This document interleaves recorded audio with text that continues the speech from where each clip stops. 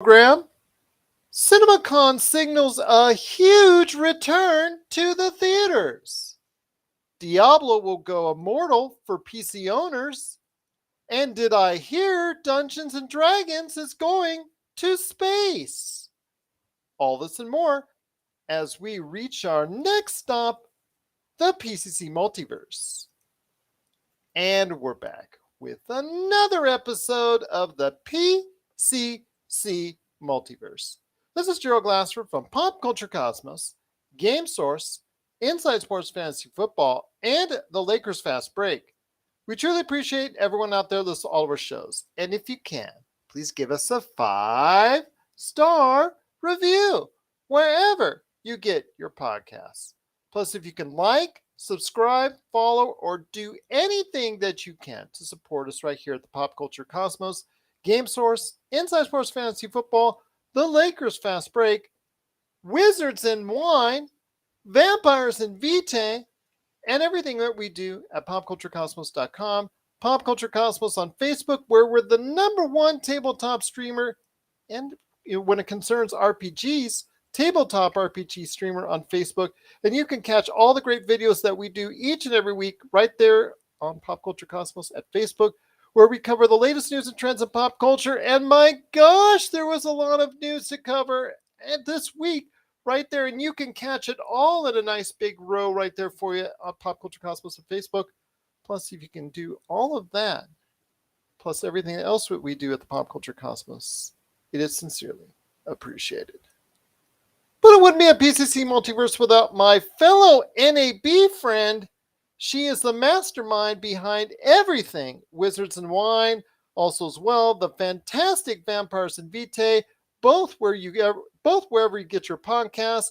It is my good friend, a person who, because I don't know how she did it. She just walked all around with me on the Las Vegas Convention Center floor, all over here, North Hall, South Hall, Central Hall, this hall, that session, this session, that session. You were in halls I didn't even know existed, to be honest. Absolutely. We didn't even get a chance to really check out the new West Hall, which I want to go ahead and check out.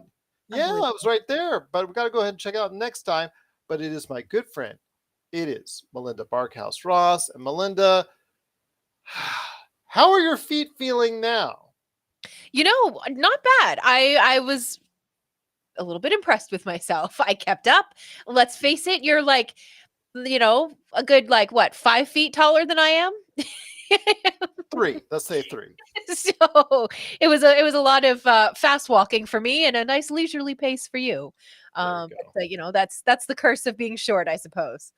I'll tell you what, it was fun going with you to NAB. We got a lot to go ahead and cover eventually down the line, but we just are so appreciative that we got a chance to meet with a whole bunch of networks. We got to meet with a whole bunch of people at the sessions, as far as we got to let everybody know what we're all about. You got to see the editor of the movie Everything Everywhere All at Once, and that presentation he gave at the Adobe booth was just fantastic on what he was covering and how he did it. My gosh, how does that guy keep track of everything? Did you see when he zoomed out and you saw everything out there in the whole movie in detail? I was going to say, where's my phone? I'll send it to you and maybe we can show it on the screen. I don't know where my phone is. I'm sorry. I'll send it to you and we can put it on the Pop Culture Cosmos Facebook page or something. Yes, it was mind-boggling that what he did. Just absolutely mind-boggling. But I'll tell you what, I had a great time at NAB, and I know you did as well. And again, we truly appreciate everyone who spent time with us at NAB 2022.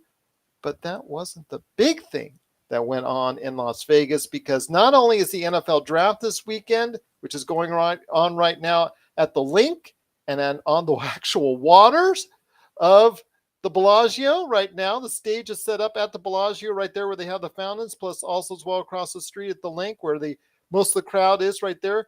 But also as well, the major thing that went on this weekend was for the movie industry and the theater owners that they gather each and every year. CinemaCon is back, and the going to the movie theaters is back, and back with a vengeance. And we'll tell you why.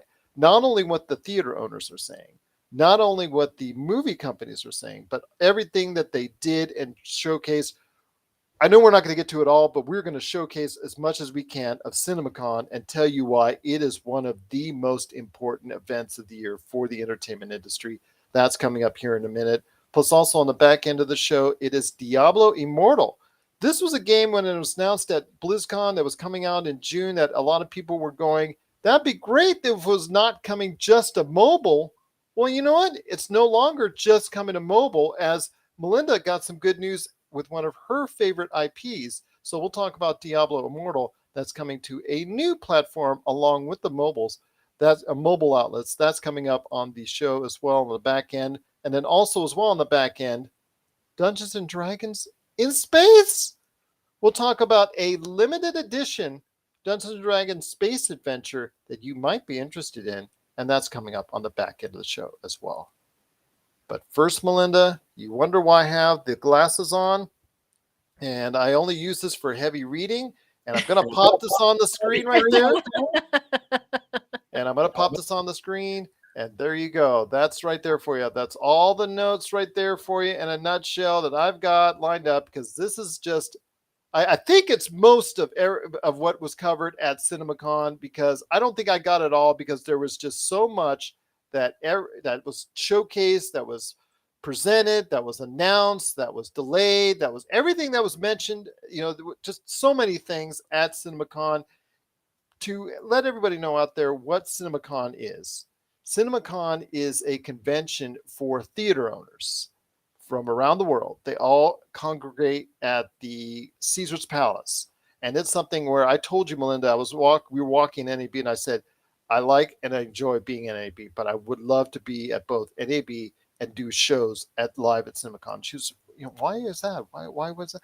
Well, after sending her a flood of DMs on exactly what was covered at CinemaCon, she now understands why CinemaCon is considered, after what we saw this week, one of the premier conventions and events for the entertainment industry, as so much was announced, so many stars and important people were there.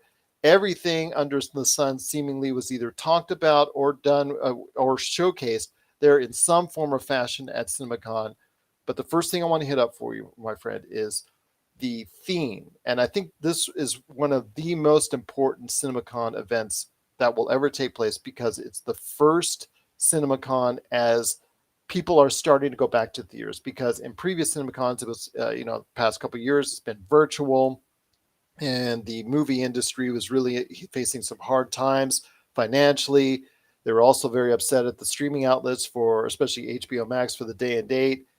This year, it's all about HBO Max and Warner Brothers playing nice, saying, oh, we love you, theaters, we love you, we'll never do day and date again. And the theater owners saying day and date is a thing that's in the past, they'll never happen again. I am not so sure if it's convenient for entertainment in Hollywood that they will just go ahead and ditch it forever. But for now, it's all about the movie theaters right now at CinemaCon. Yeah, definitely. And back in a big way. And could we say even with a vengeance, perhaps? Absolutely. Absolutely. Yeah. And they were even open to Netflix. They talked about Netflix's woes as far as financially and how much they've lost in subscribers, and the fact that they're cutting several departments and laying off thousands of people possibly. And the thing is, right now, with that on the rise, the theater owners made sure to let Netflix know, you know what, Netflix, why don't you go ahead and bring your movies over to our theaters for a little while before you showcase it on Netflix day and date? Why don't you go ahead and bring it?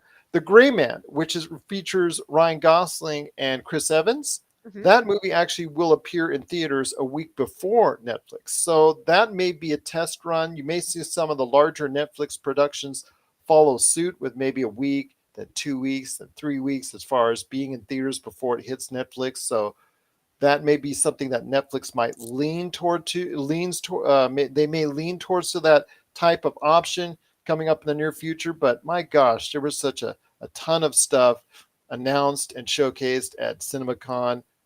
I mean, you saw my notes. Yes. And again, I had to have the glasses on because there's so much to cover.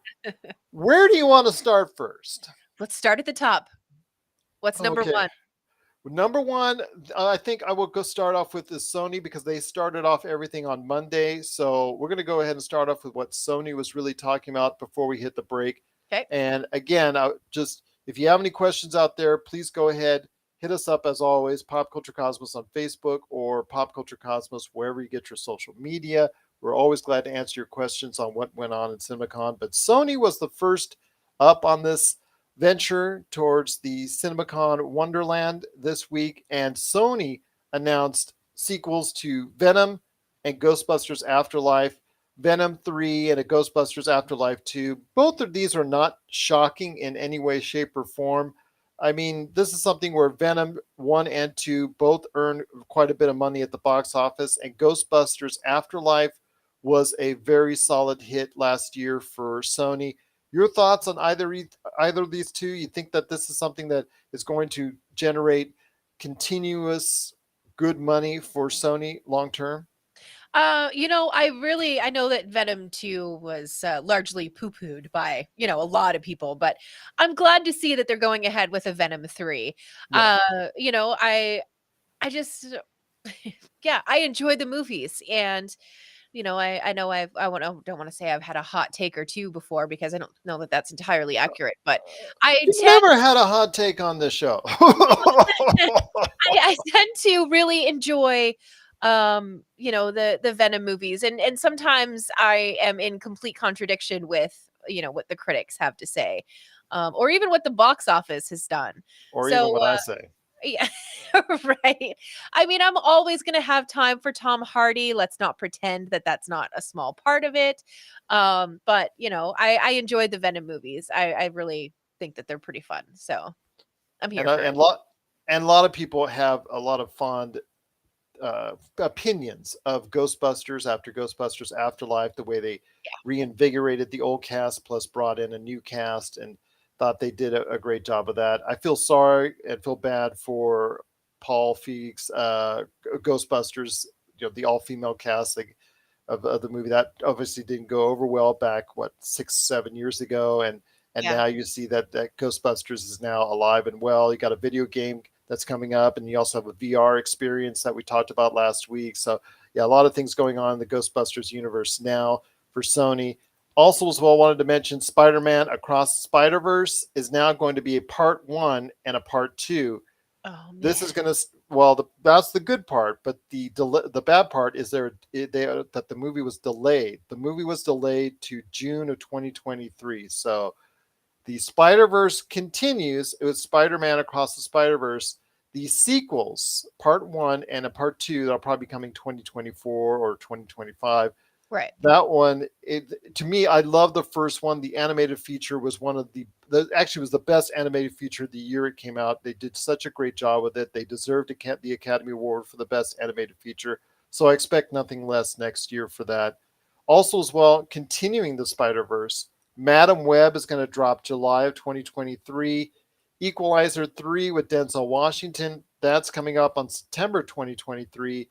And then the major announcement that ended Sony's run, I think, for the most part, was Bad Bunny, rapper and actor and part-time WWE wrestler when there's a big payday involved.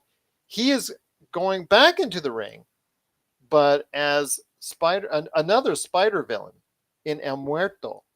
And El Muerto is going to have his own standalone movie. And that was kind of a little bit surprising, but I am all for it, because not only does it get you into the ring and tells his story of a professional wrestler that turns villain against Spider-Man, but also as well bit higher profile for the Latino culture and the Latino superhero venture that really is going to be something that's really special to me. So I want to hear your thoughts on El Muerto and Bad Bunny. Bad Bunny not only has done a great job with rapping, he obviously did a good enough job in F9 to get this kind of acclaim and notice. As a wrestler, he has gotten acclaim in his part-time notices on big cards such as WrestleMania, whenever on those few occasions that he's wrestled real live in front of an audience. So he's gotten all this kind of good vibes.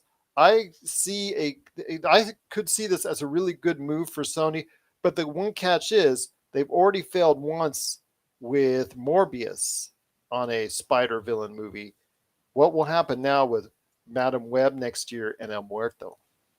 Well, obviously they are optimistic enough to try again. Yeah. And then try again.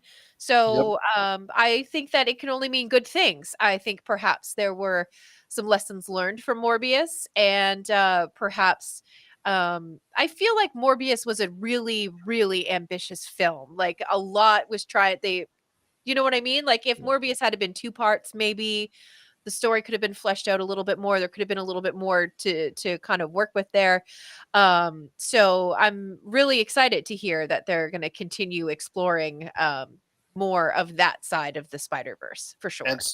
and nothing was even talked about, although it's there regarding Craven the Hunter, because Aaron Taylor Yeah. Johnson, they've already started, I believe, film or production in some form or fashion for that movie. And when it comes to what Sony's doing with the Spider Verse, they're trying to get every single dollar they can and extend it even beyond what maybe a lot of people would say not to do, but they're going to go ahead and try and do it the same. If they're going to continue that audience, I mean, this reigniting of the Spider-Man, the spark that Tom Holland Spider-Man has given Sony, has created a whole universe unto itself, and Sony's going to bank for all it's worth. Yeah, and absolutely. I would too if I was sitting around a table with some high power, high level executives from Sony. I would suggest that they do the same thing, to be completely honest. Well, Go for it. Make what that if money the while you can. what if the Uncle Ben story comes out in a standalone film What do you mean? The story of of Uncle I Ben? don't what, like Uncle just Ben, like Uncle Ben's life? yeah, just do an Uncle Ben backstory, just because we're extending the Spider Verse even more. Or Aunt May back when she was young. You know what? If as long as we end up with some Peter Parker home movies somehow in those movies, I would be fine with it. I would go see an Aunt May movie. Absolutely. Well, Marissa Tomei, absolutely, yeah, Yeah. I'm all for that too as well. But yes, those are some of the thoughts there. We're only kidding so far on the Aunt Right. May and Yeah. Uncle Ben movie, so Yeah. we'll hold off on that right now. But El Muerto was announced with Bad Bunny, plus also as well again Madam Web next year, Equalizer 3 next year, a Spider-Man Across the Spider-Verse Part 1 delayed to next year, but Venom and Ghostbusters Afterlife were both given sequels. Do you have any thoughts on this in regards to what Sony announced so far at this week at CinemaCon? Please let us know. popculturecosmos@yahoo.com. Well, the next day after that, Tuesday, got no less exciting because Universal, they started touting some stuff, including Jurassic Park Dominion. She said Brothers, The Rise of Gru, of course, The Rise of Gru when it comes to all the stuff that's going with Minions, Halloween Ends, Ticket to Paradise, which is the latest George Clooney and Julia Roberts movie, Nope, which I've got a lot of great things that are, I've got a lot of great hopes for that movie because obviously when you have Jordan Peele directing his next feature film, the way the guy sees horror from a different perspective has just been beautiful so far. And they screened Black Phone, which is an upcoming movie with a guy that's now one of the hottest guys, hottest actors in Hollywood, Ethan Hawke, because he's seemingly everywhere now. The Northman, he's in Moon Knight. Now he's the evil killer in a Black Phone movie, which he kidnaps kids and then he kills them, and it's all creepy. If you've seen the trailer for this, it's really, really ultra creepy. It's gotten a lot of great feedback because they screened the movie just ahead of its June release, and really things are looking good for it. So your thoughts on all this stuff? Plus, Super Mario unfortunately did get a delay to next year, April 2023. But your thoughts on what Universal's putting out there? I know there's a lot of good stuff, but Jurassic Park Dominion, I think, is the thing that they want to go ahead and put as a foundational piece until F10 gets done. And we'll talk about F10, Fast X. We're going to talk about Fast X after all this because something happened there that was really important this week. Yeah, absolutely. I think that you know, if you're gonna have a cornerstone to your movie releases, it might as well be a Jurassic Park movie. They don't seem to be able to do wrong right now. I am so excited for the Rise of Gru. I can barely stand myself right now. Yes. Um, so yeah, Universal came out just like Sony did, swinging with both fists in the air. They're ready to fight it out at the box office, and we are going to be the biggest. The public is what I mean by we the public are going to have all of the benefits of this little slap fest between Sony and Universal. I don't know if that's the correct way to put it, but The one thing I want to ask you though is yeah. because older audiences have been slow, especially female audiences have been slow to return to theaters. We discussed this last week as well. Yeah. Ticket to Paradise with George Clooney and Julia Roberts is the one that seems to me is the one that makes me most curious that this is a movie that could have been easily showcased on Peacock, which is starving for content. Yep. And it's something that may or may not be a hit in 2022. It was if this was 2002, this slam dunk, no problem. These were two of the biggest actors in the entire world, the box office. 1996, two of the biggest box office actors that are out there, no problem. Going to be a big, huge hit. How about 2022? Do you think that those two together in a movie as your front facing stars? Do you think they will still be able to generate a large audience at the box office in 2022? I really think so. I'm just sitting here trying to think of the last like really big, like, even rom-com movie. And That's about romantic comedies they've been yeah, gone for a I'm, while now. I'm coming up. Let me try that again. I'm coming up a little bit short. So when you put George Clooney and oh my goodness, Julia Julia Roberts. Roberts together, you have automatic chemistry. People adore the two of them together, and if you're going to get the female demographic back to theaters, I think that having those two in the movie is definitely going to be a smart way to kind of kickstart that a little bit. Okay, I'm not as confident as you are because again, we've seen a slow return for certain audiences to come back to the theaters. Those that were interested in the art house movies, those have been slow to come back. Yeah. The older audiences have been slow to come back as well. So I'm hoping that this will generate that kind of enthusiasm and it'll be another great turn for these two because they, like you said, they know each other, they love each other as far as on a friendship level, and Yeah. they've enjoyed working with each other before. They were terrific in the Oceans movies, and they've had other movies that they've worked together on, and I think they're fantastic. I'm still not 100% convinced that this will bring people back to the theater to go see them. I'm just hoping it will be. I'm hoping it'll bring that nostalgia is something that has been played on a lot over the past few years. And I think when you go see this movie, I think that's what they're trying to go ahead and target is the nostalgia factor for this movie. Do you have those great memories of Julia Roberts and George Clooney now that they're in their 50s? Do you still have those great memories, and do you still have that great desire to go ahead and see them all these years later? Yeah, I think so. I think that there's a lot of people who I think have been overwhelmed by all of the comic book movies and are starved for a different kind of film, and throwing George Clooney and Julia Roberts into one is one way to get those people who maybe feel I don't know if ignored is the right word by movie companies lately, but that's the word I'm going to use. Perhaps forgotten in all of this, comic book superhero movie craze that we seem to have gone through. I know that other kinds of movies have come out. Please don't think that I'm only focused on superhero movies all the time. But it's You're not? Today is superhero day. right. Today is actually superhero day. Shame on me for saying something anti-superhero on superhero day. Because they have to have a day for everything, I shall repent by watching the second Iron Man movie followed by the second Thor movie tonight. Oh my gosh, you are really punishing yourself. That's watch Moon Knight episode 5 instead. We'll call it a day. Okay, fair enough. Yes. Do not torture yourself with that, please. Once is enough. Once enough for that. But it is something. Again, I'm hoping I'm wrong. I'm not saying I'm wrong, but I'm just kind of uneasy when it concerns the prospects of Roberts and Clooney in 2022 as far as the box office medium. But I'm hoping I'm wrong. I'm hoping I'm wrong, and I'm hoping audiences will gravitate back to the theaters just to check them out. Again, that was showcased. A lot of these films you and I were talking about, and this is one of the reasons why I would love to be there. There was footage shown for the majority of these films, and we'll never get to see them, or they're trailers that were especially cut for CinemaCon, or trailers that won't be debuted for months down the end. And sometimes there were actual movies like for it, well, we'll talk about in coming up in actual 30 minutes for one movie that for a blockbuster that could be coming up.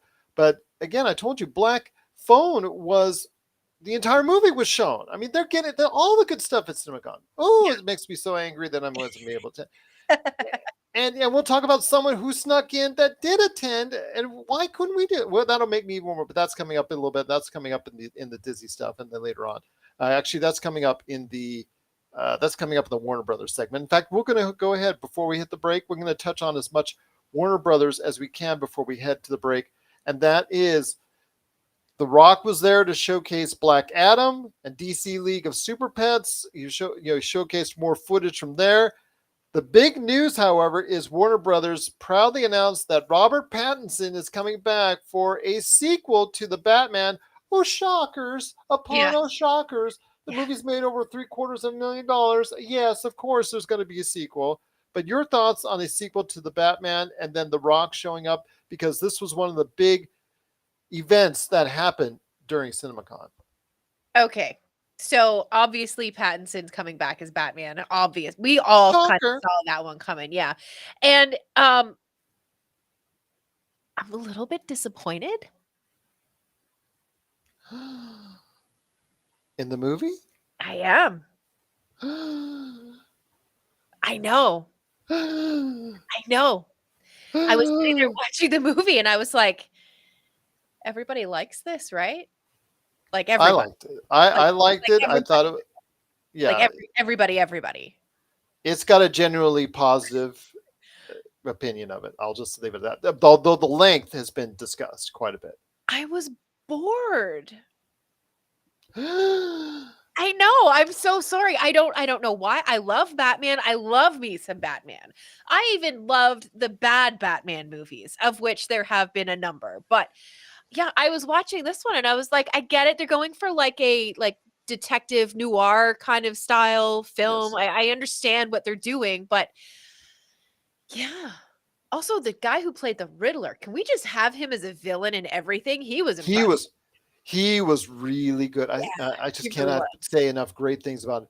I mean, he did not try to be Jim Carrey.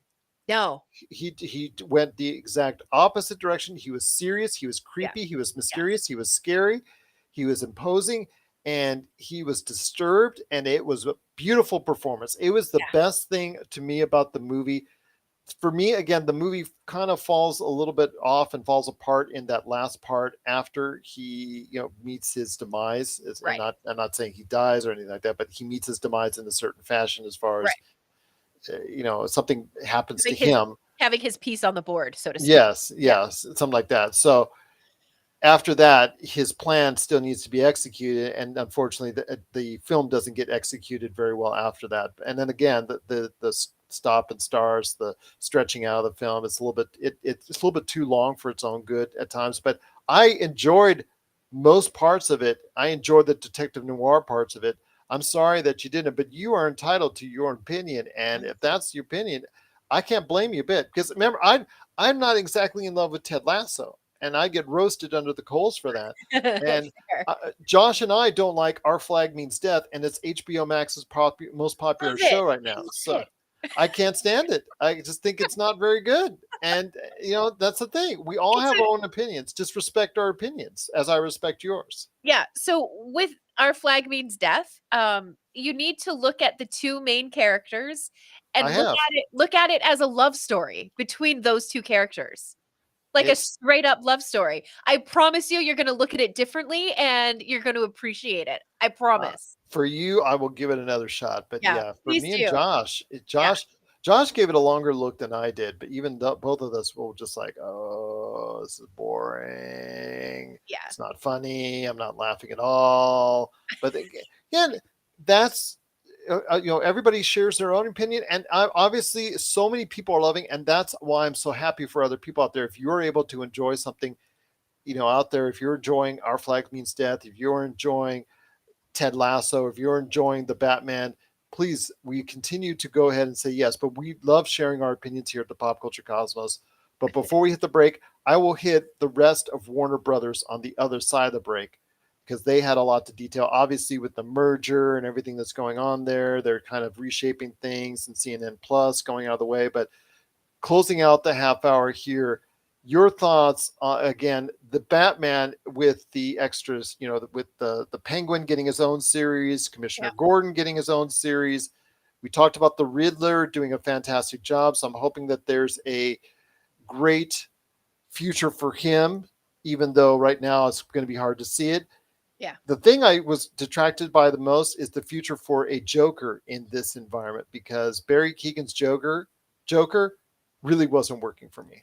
Yeah, I can agree with that. I love that there's finally going to be more about Commissioner Gordon. I love that. Yes. I thought that the role. I'm sorry, I'm drawing a blank on the actor's name. Like, it's right there on the tip of my tongue. Blah blah blah. But I loved him as Commissioner Gordon. I thought he was fantastic, and I'm excited that he's gonna get his own thing and get that opportunity to really explore that character more. I mean, Jeffrey Wright. Yes, thank you. Yeah, he was really good in that role, and I'm excited to see where he's going to take it. Big shout out also as well to John Turturro, who is one of the, also along with Ethan Hawke, a guy that is being brought back to a lot of great stuff. He killed it in Severance, and he killed it in the Batman as Carmine Falcone, although he does have a definite shelf life in that movie. We'll just leave it at that. So. Yeah. But Jeffrey Wright does get a lot of future now with his own series, and maybe more Batmans to come as the Batman gets a sequel that was announced by Warner Brothers. Your thoughts on the Batman sequel? Please let us know your thoughts. popculturecosmos@yahoo.com. When we return, more CinemaCon as we continue with Warner Brothers. We still haven't even touched Disney. We still haven't even touched Focus Features, Paramount, Lionsgate. Oh my gosh. Plus also as well, Diablo and D&D in space. Wow. We got to talk about that at the back end of the show. This is the PCC Multiverse. And we're back with the show. It's the PCC Multiverse. It's Melinda Barkhouse Ross, the madam of everything. Wizards and Wine, and also as well Vampires and Vitae. You got to go ahead and check it out today wherever you get your podcast. Plus me, Gerald Glassford. I host the Lakers Fast Break on twice a week, wherever you get your podcast, and of course, everything here at the Pop Culture Cosmos. Don't forget, like, share, and subscribe, whatever you can do, wherever we're at Pop Culture Cosmos. But continuing on with our coverage of CinemaCon, I told you there was so much to talk about. So much. This is a 4-hour show this week, right? You and I, we've been doing live shows from there. They would probably have to go ahead and send us to the hospital, put some IVs on us, because we would have been exhausted after 4 days of everything that went on at CinemaCon. But continuing on with Warner Brothers, we talked about The Rock showing up and showing off more footage of Black Adam and DC League of Super Pets. And of course, they announced a sequel to the Batman, not even mentioning Aquaman, the sequel, which is Aquaman and the Lost Kingdom. Wonka, featuring Timothée Chalamet, and of course his hair. We always got to talk about Timothée Chalamet's hair being a co-star in that. That's it. They showed some footage from that. Showed some footage of Flashpoint, which, as we talked about with Ezra Miller, I don't know what I know that they're mum's the word. I know that mum's the word with the executives when they were approached on the future of Flashpoint and Flash with Ezra Miller. So I know they kind of like they showcased some footage, but that's all they did. They didn't want to talk about Ezra Miller. Shazam! Fury of the Gods was shown off as well. But the most, I don't know how you say this. I don't want to say amusing thing, but the most strange and surreal presentation had to be when Olivia Wilde, who is getting a lot of acclaim after her first directorial movie, chance of being a director in Booksmart, which I highly recommend. Booksmart is an excellent movie that got so underappreciated, and I cannot say that enough. Her second movie is Don't Worry, Darling, with Harry Styles, her new boyfriend, and Florence Pugh. Harry Styles, who just performed in front of 100,000 people at Coachella, which we covered here on the show last week. Florence Pugh, who's coming off Black Widow, who did such a fantastic job in Hawkeye. Just, great actress. So this is a great combination. And they showcased some footage there. But while she was on stage, oh dear, here we go. She got approached by a lady who gave her a folder and said, "This is." She said, "This is for you." Gave it to Olivia Wilde, and Olivia Wilde seemed stunned, but okay. She opens it up and opens it. She opens it up. She opens it up, and it's papers. She was being served because of child custody issues between her and Jason Sudeikis. And Jason Sudeikis swears he did not know that this individual was going to go ahead and serve her papers there. He, obviously just put entrusted to the attorneys who then go over and do their thing. Great time to get her. So the lady did her job in order to go ahead and serve the papers. But I ask you, my friend, how come she gets to go to CinemaCon and we don't yet? And how do you just approach the stage and to hand a celebrity an I hope she gets envelope? paid well. Oh my gosh, I hope so. But like how does that happen? How The security was lapsed. In fact, CinemaCon had to cover its behind and say, you know what, okay, we're going to work on security next year so something like this doesn't happen and all yeah, that. But it right? happened in the first place, so there you Yeah. go. I don't if I was Olivia Wilde, I don't know that I would go back to CinemaCon.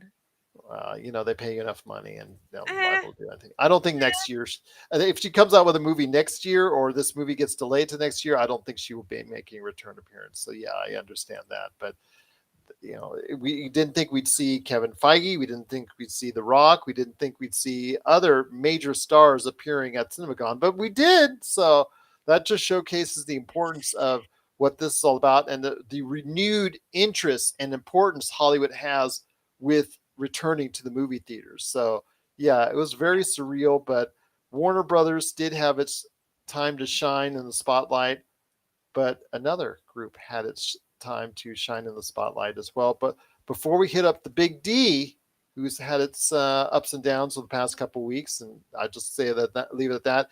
Is there anything that you wanted to cover when I talked about what was dealt with at Comic Con and what was talked about and what was showcased when it comes to Warner Brothers before we head to the mouse? I don't think so. I think we're ready to go to the mouse. I think we're all Okay, set. Yeah, we're locked okay, and loaded. We're ready for Mouseville. okay. I just love the fact that Warner Brothers execs were like, Ezra Miller, Olivia Wilde, Yeah, yeah. it was a Wow. bit of a rough show for them for sure. Yeah, a bit of a rough show for them, but they still got a lot of good stuff coming on the plate. So go ahead and make sure you enjoy. And the fact is, it ended on a good note for them because their number of subscribers did go up for this latest period. They're now closing in on 80 million subscribers. So kudos to them. It shows me, which something I had was very concerned about after the day and date thing ended. How would HBO Max do in order to go ahead and survive and thrive? And they've been able to do it with some great shows. So no matter what I feel about Our Flag Means Death, they've been able to support that with Winning Time, Tokyo Vice, Euphoria, and so many other Raised by Wolves and so many other great shows. So they've actually increased their audience and they deserve a lot of kudos for that. And when Discovery all comes into one, that'll put them over 100 million subscribers. So yeah, things are looking good there right now for them. But for the Big D, again, ups and downs over the past couple of weeks, but things are looking up because James Cameron Yeah. also stopped by. We always talk, or it's like that back. We don't talk about much on the show, but you always hear in Hollywood entertainment what's going on with Avatar 2, 3, 4, 9, 23. It's all being filmed at once by James Cameron. What's going on with that? Well, he finally went out into the wild. It's like a bear coming out of hibernation. He Yeah. finally came out into the wild, pardon the pun, with Olivia Wilde. And he came out on stage at CinemaCon to showcase Avatar 2, which has a name. It now has a name, Avatar, The Way of Water. So let that sink in, everyone. See, Avatar, it's yes, sinking. later this year when it comes out, Avatar, The Way of Water comes out later this year. It's going to dominate the box office. In fact, it's already scared off when they announced the date later this year in December. It's already scared off Shazam, and they moved Shazam. Warner Brothers did a few weeks in a different Yeah. direction. So they're like, oh, Avatar, gotta go, gotta go. They also announced that the original Avatar is going to distance itself even further from Avengers Endgame, which hurts my heart as the number one movie all time because they're going to bring it back in September, just to let everyone know. So if you want to see it again, it's all of its glory. I'm not a big fan of it. I love Stephen Lang's performance in it as the bad guy, but other than that, it just didn't do anything for me. But if everybody out there likes it, I know there's going to be a lot of people seeing it. So I'm very sad that if Endgame didn't make it as the number one movie all time. It was for a little while. It was for a few weeks until they brought back Avatar the first time. They're going to do it again in September. But Avatar: The Way of Water is going to be on the way, and in full Christopher Nolan mode. That's right, full Christopher Nolan mode. He's pushed 3D. He pushed and pushed and pushed 3D up on stage. They're saying that's the way you got to see it, yada yada yada. And I know everybody, all these all these individuals out there say, the directors say you got to see it in IMAX, yada yada yada. I know with Dune, IMAX was just an experience like none other. Blade Runner 2049. There are very few films that you really got to go ahead and check out, but when it comes to Avatar, The Way of Water, what are your thoughts on this whole Avatar thing? I mean, we're going to be seeing Avatar 3, 5, 7, 19, 24 coming up in our lives. Well, I'll probably be dead by then. But your thoughts on Avatar, The Way of Water? It's such a Well, how long did it take for a sequel? way to put it. How long did it take for a sequel? Because you figure, okay, I understand he's filming them back to back as far as Avatar 2, 3, 4. I don't know how many. He's filming a few back to back. But it took over 10 years for the sequel to come out. So I have low expectations, my friend. Sure, and that's fair, but I think that there's a part of what he's trying to accomplish that he needs to let technology catch up with, to be honest, because the first one was so groundbreaking. Yeah. And he did showcase a little bit of footage from it too, just to let yeah, so I do think that he had to wait for technology to catch up to what he not what his ambitions were for this movie and the ones coming after it. And I think that as we saw with the editing example of editing from Everything Everywhere All at Once, when we got to see that editor do his presentation at NAB, which was awesome. Again, I'll just say that. Yeah, it was really great. But I think that a lot of that editing technology and a lot of that special effects technology has come such a long way. And I think that he really did just have to wait for stuff to catch up to what he had planned. Oh my god. Can you imagine being that big of having that size of an imagination and believing in your vision enough and the scope of it to wait a decade to start working on something? Can you imagine? Exactly. I imagine now. I know he imagines it. I know now he realizes it. So we'll see what the result is later this year. I know I'm going to have to go check it out. I know my family's all geared up. They love the Avatar ride at Disney World in Florida. So I've got no choice. I got to go ahead and march on down there to go watch the Na'vi in Avatar, The Way of Water. We're going to go ahead and check out that later this year, but they did showcase that. And again, the original Avatar will be reappearing on screens in September. So look out for that. I also want to mention that they did showcase a little bit more on Doctor Strange and the Multiverse of Madness. That's coming out next week. Ooh, I'm so excited. Josh and I are going to do a major preview on that on Monday, but they did showcase a little bit more to the theater owners behind the scenes. And then they also showcased 30 minutes of Lightyear, the Pixar hit that's coming later this year. That 2 theaters, which I know my friend at Pixar is ecstatic about because he really wants people to go back to theaters to go see Pixar movies. So they did showcase 30 minutes of it. I think theater owners, the common thing was that they were surprised, and they were pleasantly surprised that there were jokes in it because they were worried because that original trailer seemed somewhat dark. Yeah. Using the David Bowie music and whatnot, but they were glad that it has some of the Pixar humor on it. But your thoughts on Doctor Strange 2 and Lightyear that was showcased at CinemaCon? I mean, heck yes for Doctor Strange. Super excited. I really enjoyed the first Doctor Strange movie, and I've enjoyed every time he's been on screen with the rest of the Avengers, and I am equally as excited for his sequel and the evolution of it, and maybe even some of those tie-ins that I'm starting to see speculation about from Moon Knight. Well, definitely there's some things that are going on with Moon Knight that hopefully will tie into it, but it's also Disney and Marvel, I think, positioning Benedict Cumberbatch as the new face of this part, I don't want to say phase because this will lapse over into another phase of the Marvel Right. Cinematic Universe. I don't want to say out loud, but I mean, I'll say it out loud. I think that he is going to be the Iron Man, or what they're Right. trying to go ahead and position him as the Iron Man of this part of the MCU. I mean, they're showcasing him in this, they showcase him in Spider Man No Way Home. I think this it really time for him to go ahead and become the face of the Marvel Cinematic Universe going forward. And we'll get a great glimpse of that with the results of what's going to go on with Doctor Strange and Multiverse of Madness. They've already reported at CinemaCon that they already have 40 million in the bank from pre-orders and pre-sales for Doctor Strange. So they're hoping for a $200 million opening weekend domestically and a 500 to 600 million worldwide at the box office opening weekend. So that would be good signs that people are accepting of Doctor Strange as the new face of the MCU. So definitely looking forward to that. And of course, Lightyear with Pixar. Definitely looking forward to that. I'm so happy for my friend that his movies with Pixar are being showcased again to large audiences. Although I can't feel too bad for him because Turning Red is the most popular movie of the year on Disney Plus, and quite possibly the most popular movie of the year on a streaming platform. Period. So they've had great success there, continued success for Pixar, hopefully down the line for them. But rounding out the Disney stuff that they showcased was Bob's Burgers as a animated musical comedy, which Yes. reminds me so much of the one of the best movie musicals I've ever seen. I never told you this before, but I've told Josh this and I've said it on the show before. But one of the best movie musicals I've ever seen of all time. Yes, West Side Story is fantastic, and Annette was great. But if you've ever seen South Park, Bigger, Longer, and Uncut, Of course.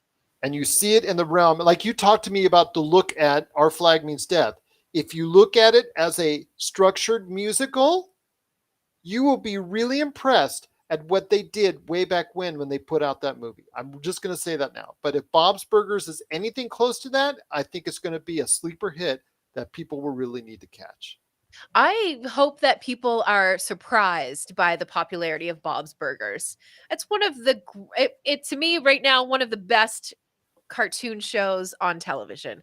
It's so good and it's so funny and the humor is right there and it's everything Archer but family friendly Yeah, absolutely. mostly.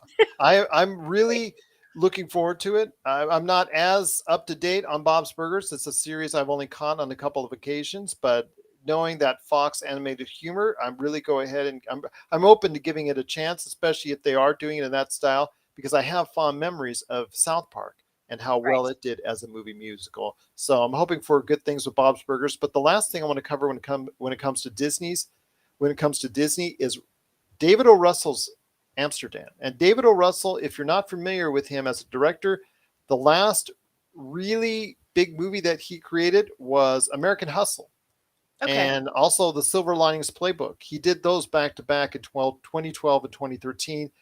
The last movie he did, I believe, was Accidental Love with Jake Gyllenhaal.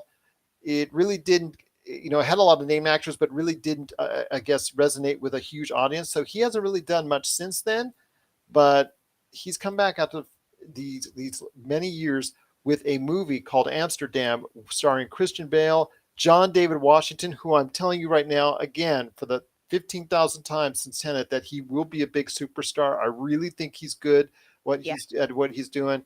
It's also got Margot Robbie. It's got a ton of name actors through it. You are gonna, I believe, it's still scheduled for later this year. They did showcase footage from it, and I really think it's something that people later this year hopefully will get a chance to watch. And that's Amsterdam. Just want to make sure it's in everybody's head because I know it's not been talked about too much yet. But David O. Russell's Amsterdam, I think, is going to be one to watch. Sweet. I haven't heard much about it, so There you go. I'm gonna make it's getting its own post-it. There you go. That's Just think, that's how important it is. It's what getting its own post-it.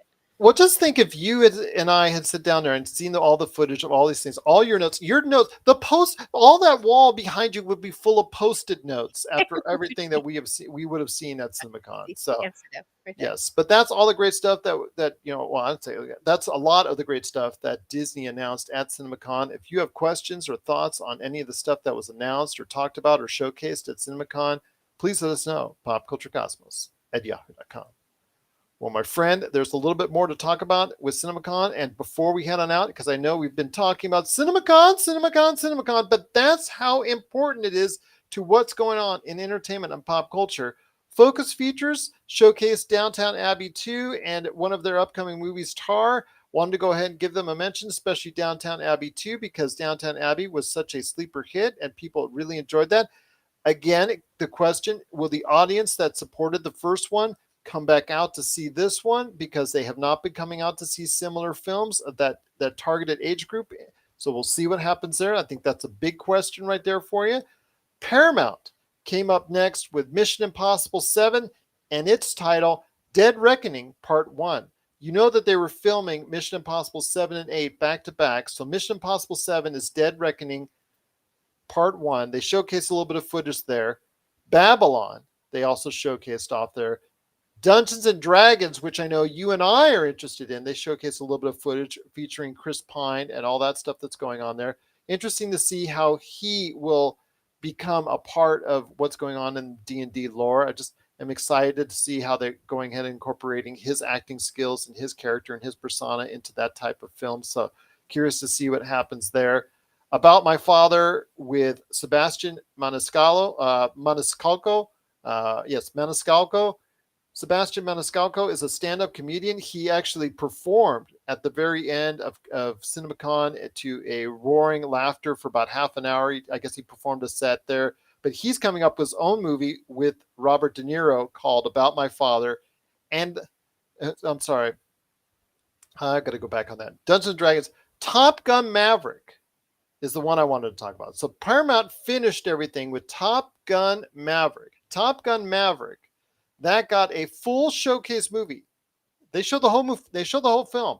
Wow. It's not coming out till the summer, but they already showcased the film to theater owners, and theater owners were raving about it. So your thoughts on Tom Cruise, Mission Impossible 7, Dead Reckoning Part 1, and that the whole thing was showcased off in Top Gun Maverick, and people have a lot of great things to say already with reactions to Top Gun Maverick. Yeah, honestly, Mission Impossible, Schmission Impossible. It's fine. I like it personally. I'll see it eventually, probably when it comes to TV or when it makes it to a streaming service. I like it. Yeah, of course. They're super fun movies to watch. But Top Gun Maverick. I am so jealous that people right here in Las Vegas have seen this movie and I have not. It's actually going to be one of the biggest movies of the year. I'm going to say that, agreeably with you. I'm not exactly it doesn't do it for me. The first one didn't do it for me.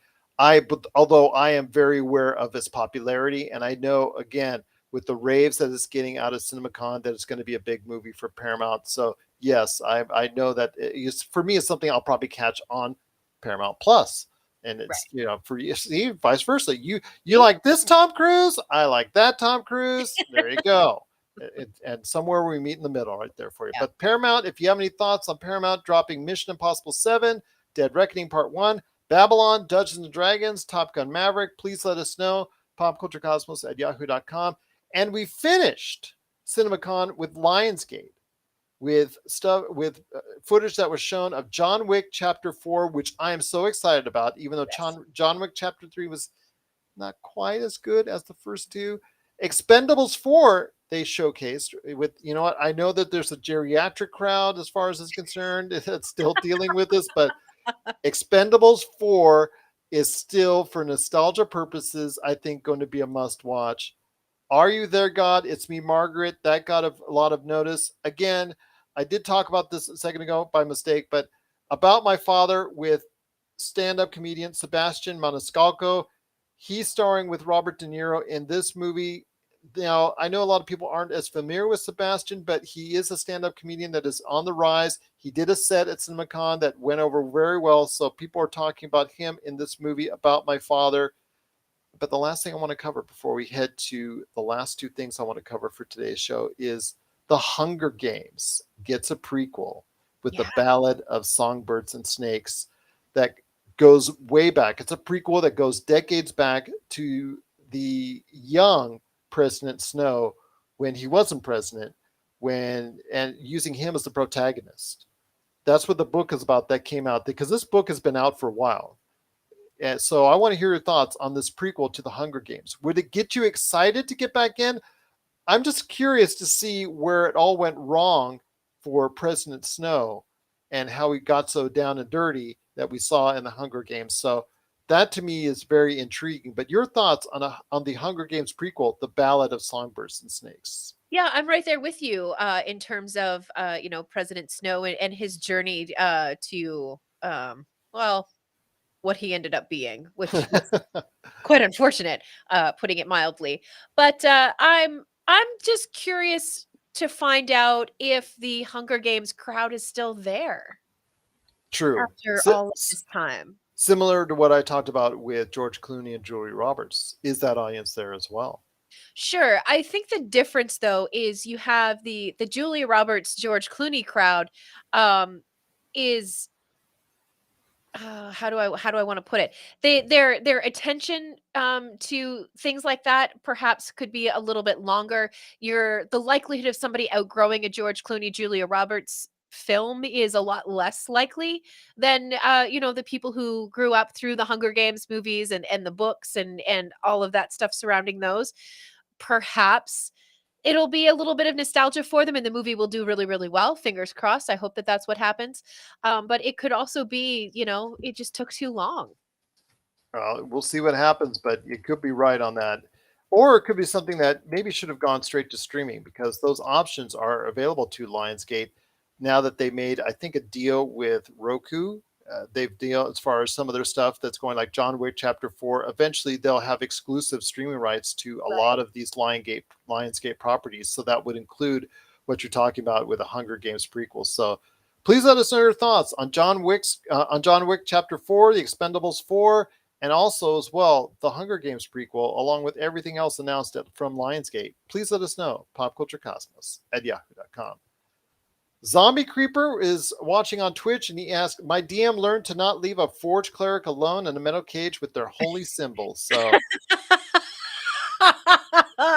Bravo, sir. bravo indeed. But before we head on out, I wanted to go ahead and mention to you a couple things that I heard. Two of your favorite things in life, Diablo and D&D. Diablo Immortal, which was announced at BlizzCon, heading in early June the 2nd, in fact, going to mobile platforms on Android and iPhones. People were upset. Why isn't this going to consoles? Why isn't this going to PC? Well, the voices were heard, and on June the 2nd, Diablo Immortal will also, along with going to those mobile platforms, go to PC as well. Your thoughts on Diablo Immortal before we head on out? I'm probably going to break the rule of no games on my computer because, we use it so much for streaming and podcasting and all of that stuff. I really try to keep the computer as clean as possible. I'm probably going to break my rule and put Diablo on it. You break that rule. You break it, girl. You break it. Yes, you break it. You rebel, you. But Diablo Immortal, hopefully things will be very positive for it. I always get concerned when they bump up a mobile game or a game that was meant for mobile to a console or PC platform because it just is rare that they will get the most out of it as far as it's concerned. Because if they're gearing it and you're making it with the intent of putting it on a mobile platform, you make it towards the infrastructure of those phones and then or tablets, and then you're trying to put it on a PC. It should be a lot easier for the PC to adapt it, but you won't be stretching the limits or testing the limits of the PC, of a high-end PC per se, or even a console if it ever comes out there. So that's the only thing I would say. It's just, yes, it's going to hopefully be a great game on mobile. It may be even a good game on PC, but I'm not sure if it'll actually test the limits of what a PC can actually do. Sure. And, it's entirely possible that it isn't super challenging for the first little while that the game is available. But there's always updates and things like that will come. So perhaps we will see it push computers a little bit harder if it doesn't out of the gate as it updates and all of that kind of stuff. Well, I'll tell you what, it is something that definitely that they've heard, the folks at Blizzard, thankfully, now that Microsoft has the rights to all the Blizzard games, that they're going ahead and and listening to what the fans want. And the fans wanted a PC version of Diablo Immortal, and you know what? They got it. So Melinda is going to go ahead and break tradition and go ahead and slap that baby onto her PC. Hopefully, Ooh. won't test the limits there, but because if that's the case, if it breaks her PC, she'll be blaming Blizzard and Diablo Immortal for ruining all of her podcasts. But Oh, gosh. And I don't want to write that strongly worded email because it may yes, include an expletive or two, and I don't want to yes, do that. or show up outside the Blizzard's office as we always talk about with you protesting right there for you. That's right. There's a crazy lady down there below. She's protesting something about you broke my PC. There, yes, you broke my PC. But but if you have thoughts out there on Diablo Immortal heading to PC, please let us know. popculturecosmos@yahoo.com. Well, my friend, it's been a great episode. CinemaCon, CinemaCon, CinemaCon. Again, I told you off air that this is on my bucket list. There's only 2 places Yeah. that I want press passes to in my life. I want still yet that I haven't gotten to. You can talk about the Super Bowl. You can talk about all this other stuff. I've been to E3 as a member of the press. I've been to CES as a member of the press. I've been to over 100 great events now, as far as a member of the press that I've been truly blessed by. In fact, the NAB this week, I want to thank them for allowing us to go ahead and be members of the press and covering it. But the one thing I want to do is CinemaCon. So I'm hoping, keeping my fingers crossed. CinemaCon, please let us go next year at the Pop Culture Cosmos. Please, please. Gotta show some love for us. But before we head on out, Yes. I want to talk some D&D. Oh, man. And D&D, we're not even talking about, other games that go into this area, in this realm, or cover or have, like Star Wars or other games that go into the world of space that use a D&D rule set. This is actually D&D heading into space, which I didn't think they would ever do. But D&D is actually going into space with its own adventure, a very limited edition adventure. So please, can you go ahead and explain to everyone out there about Spelljammer Adventures in Space from Beetle and Grimm's? It's a platinum limited edition, which is only limited to about 1,000 boxes. So get them while you can. But very interesting to hear what you have to say about Spelljammer Adventures in Space. Yeah, okay. So it's actually 2 different things that you're talking about. So the Spelljammer with something in Grimm. Bells it is let me see, it is Beetle and Grimm. Beetle and Grimm, yes. So they put together these really intense box sets for D&D games. For example, I know their Curse of Strahd box game that they had was incredible. It included like the actual necklace and gem that Strahd wears. It included like blueprints of Strahd's castle. And, it's really helps your game become more and more and more immersive. So the Spelljammer box set that you're talking about is something that's very specific to them.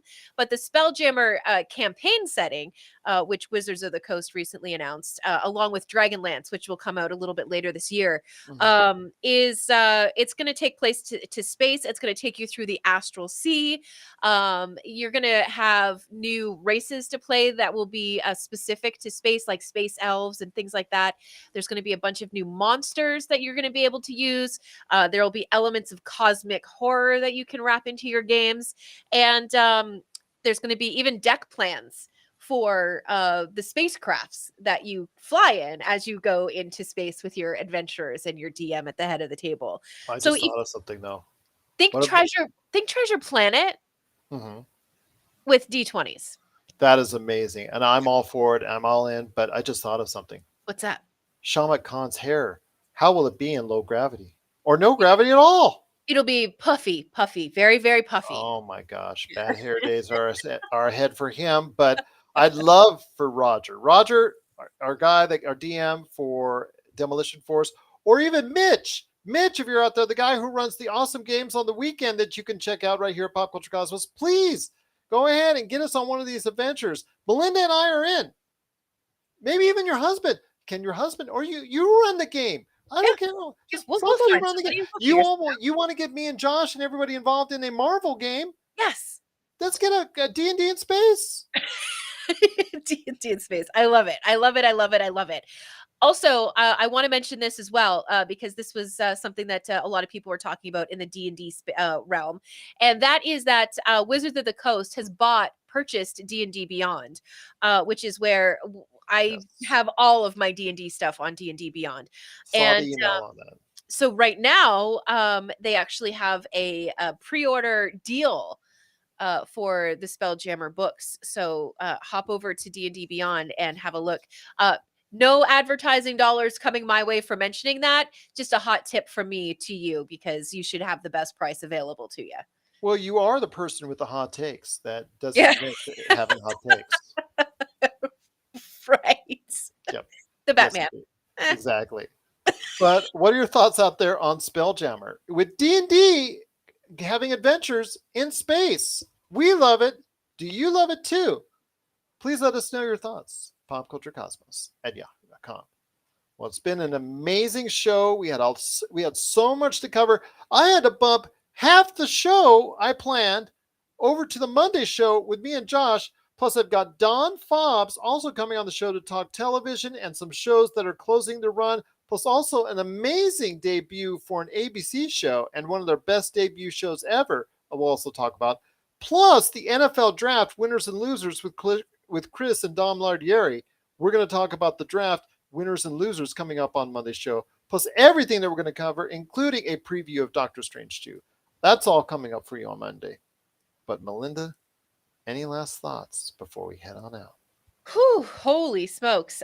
Yes, Top Gun. So excited for that movie. I can barely stand it. Are you excited for Tom Cruise flying, or are you just excited for the volleyball? I think it's going to be touch football in the new movie. I don't think they're doing a volleyball scene. I think it's too iconic to try to touch again. So I think they're going to try to strike fire a second time with a bit of a football scene on the beach. From what I've Okay. seen and what I've read. Yeah. Okay. All Yeah. right. We'll leave it at that. We'll leave it at that. Good enough. So for Melinda Barkhouse Ross, this is Gerald Glassford. It's another beautiful day in paradise right here in the PCC Multiverse. We thank you for listening. And here's hoping you have yourself a